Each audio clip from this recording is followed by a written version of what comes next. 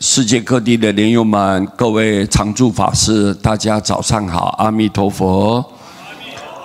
利用这个早上时间，师父呢写这一章来跟各位大家探讨，我们彼此互相来研究，人在世间里面怎么样能够培福啦？福要自己造啊，业要自己消啊，罪要自己消。所以如果说你观念对，那么福报逐渐的增长，你的业障也会慢慢的消除。这样你看，我们活在世间，自然呢，要什么就有什么，能随心满愿。今天呢，这一章就提醒大家：非分之想莫起，不是你应该有的东西，你不要去想啊，那个念头不要起来，因为这种贪嘛，贪才会有烦恼嘛，各位对不对啊？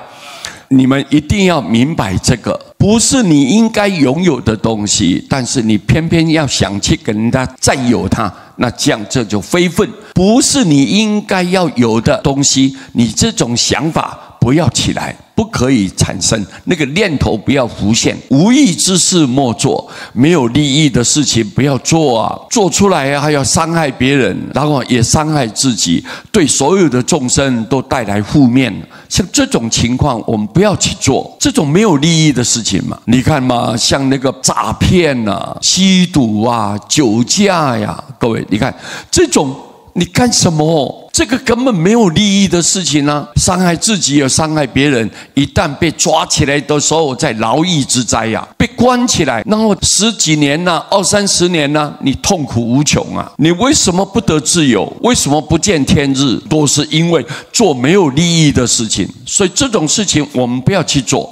希望之言莫说，假的话嘛，虚假的话，欺骗的话，你故意设计一套，然后讲得很圆滑的话，这种都不要说。我们讲话要很坦白，所以我们为什么要学小孩子？小孩子出生的时候，一直到1-2岁，你看他喜欢就喜欢，不喜欢就不喜欢啊，他就是这样很直啊。很耿直，但是我们慢慢长大以后就会欺骗了，那个心里面就虚伪了，没有办法表里如一啊，言谈之间都有隐藏着后头有另外的一个想法，这个都不对。我们希望之言不要说，假的话我们不要去说，不义之人莫交啊。这个人没有道义，没有遵守做人的道德，也不遵守做人的原则，这种人我们不要去交往。你交往的时候，你会带来很大的负担跟累赘啊，麻烦太多了。这个人啊，不忠不孝、不仁不义，也不懂得礼义廉耻，他都不懂。那么我们教这样子的话，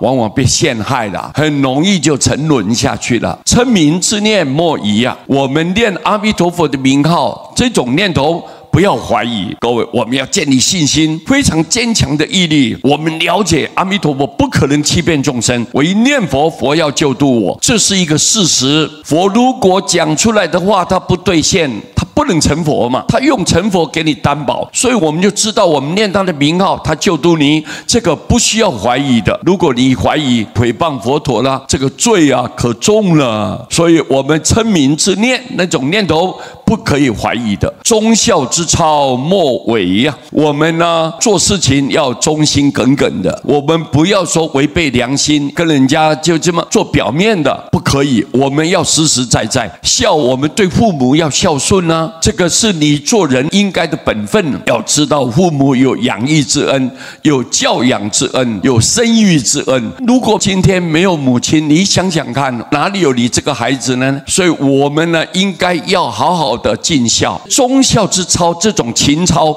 不能去违背的。你本来应该要有的那样一个观念，一个行为的表现，你不可以去违背的。今天利用这一章来提醒大家，这里有世间法，有出世法，希望我们大家都要兼顾。我们修行的过程呢，要把佛法融入生活化，我们必须做人要做得圆满，修行才会功德齐全。那这样子的话，福报逐日的上升，满你所愿，满你所求，顺利的往生西方。我们就替各位深深的祝贺，感谢大家，阿弥陀佛。